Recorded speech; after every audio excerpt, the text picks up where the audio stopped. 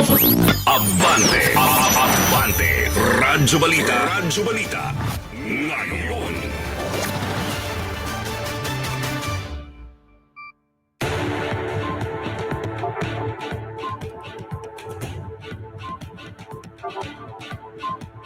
Magandang umaga mga kaabante! Muli niyo po akong samahan ngayong araw sa paglalahad ng mga huling kaganapan sa 2025 national and local elections dito sa Your Voice Election Coverage.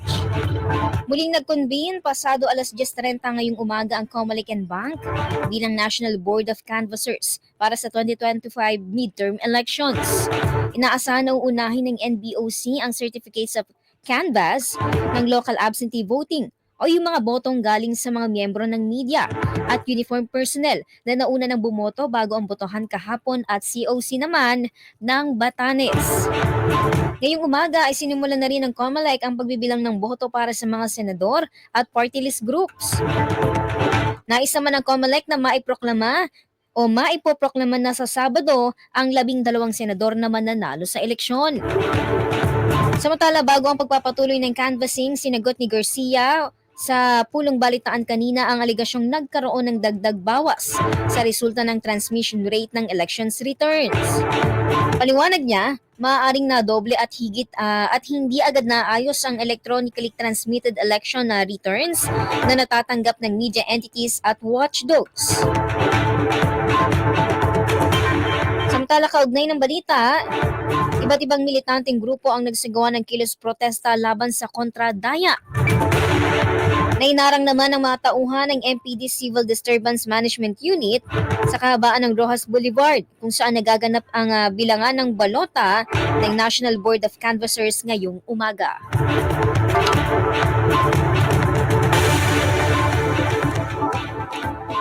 Samantala, naiproklama na ngayong umaga ang mga kandidatong nanalo sa Quezon City matapos makumpleto ang bilang ng boto sa lungsod ngayong araw.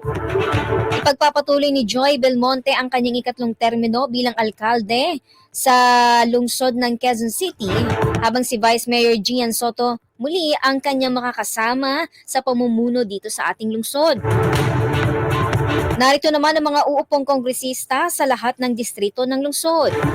Sa unang distrito ay si incumbent Congressman Arjo Atayde, District 2 si incumbent Congressman Ralph Tulfo, District 3 si incumbent Congressman Franz Pumaren.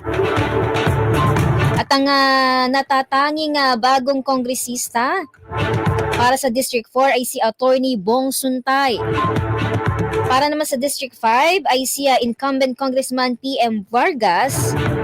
At syempre sa District 6 ay si incumbent Congressman Marivic Copilar.